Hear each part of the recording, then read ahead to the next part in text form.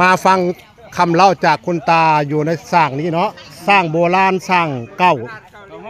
าอยู่ในนี้พี่น้องเนี่ยเขาเอิ้นสร้างในปุ้งเนาะสร้างน้ำที่หล่อเลี้ยงคนชาวบ้านกรุงศรีสร้างน้ำที่หล่อเลี้ยงชาวบ้านกรุงศรีมาตั้งแต่ดั้งเดิมประมาณ100 กว่าปีแล้วพี่น้องเลยถ้าบ่มีแหล่งน้ำจืดนี่กับบ่มีชาวบ้านคือกันเพราะสมัยก่อนคนเฮานี่เพิ่นใช้แหล่งน้ำจากธรรมชาติเพิ่นบ่มีน้ำบาดาล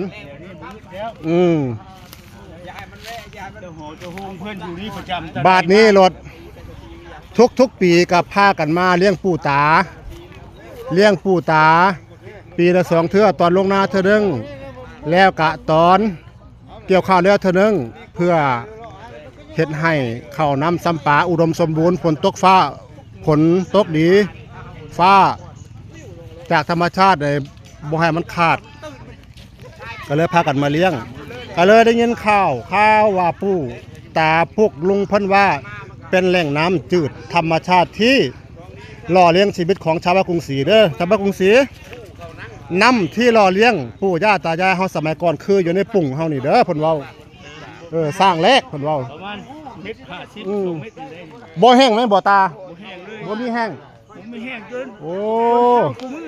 สมัยก่อนก็พากันมากินอยู่นี่เพิ่นเว้าทั้งอาบน้ำและการย้ายไปอยู่กลางบ้านอีกบ่อนึงสร้างบ้านยาวสร้างไม้ก้อนขุดสร้างไม้ก้อนน้ำมันจืดไปกินอยู่สร้างบ้านยาวพอสร้างบ้านยาวแล้วมันจะเข้มบ่ตาแล้วไปทางสร้างหนองกุ้งโอ้ลายสร้างสมมติพี่น้องเลยอันนี้คือ11 เมตรบ่ตาโอ้ครับแม่นมันถล่มทันทีตู่ใส่โอ้ใครแต่ดินมันแข็งดินจอจะคนอยู่สร้างอันนะสร้างมายาวขุด2 คนบ่โอ้คนที่ขุดสร้างยาวคือเจ้าโอ้2 คนกับเถ่าพมมันถล่มมันตายพวกไม่ยิ่งไปอิ่วขึ้นโอ้ผู้ยิ่งนี่เป็นผู้เอาดินขึ้นซ้อยกันแต่ว่าเจ้าลงขุดทางล่างอากาศจังมีบ่มีสมัยก่อนบ่มีพัดลมเป่าลงไปเนาะโอ้มันเย็นโอ้อากาศลงไปใต้เดี๋ยวตาเด้อครับผมครับอันนี้ญาติพี่น้องเพิ่นพากันมาถ่ายเลี้ยงปู่ตาพี่น้องถ่ายกินข้าวกินน้ำอันนี้สาวงามประจำหมู่บ้านกรุงศรีสวยพี่น้องสาวไทยยอดสกลนครโคตรพ่อพี่น้องวันนี้เลี้ยงปู่ตาด้วยครับเนาะอันนี้ก็อันผู้ใหญ่บ้านเฮาคือกันเลยพี่น้องพากันมาเลี้ยงปู่ตาเฮ็ดอยู่เฮ็ดกินเลี้ยงลูกหลานเนาะตาเนาะปีละ2 เทื่อปีนึงครับผมมีเหล้าไฮใกล้ตัวบ่ตาโอ้อาหารการอยู่การกินข้าวน้ำซ้ำปลาสวัสดีครับผมผู้ใหญ่บ้านหมู่9ครับผมตัวนี้สวัสดีครับโอ้งานเลี้ยงปู่ตาเนาะครับเนาะ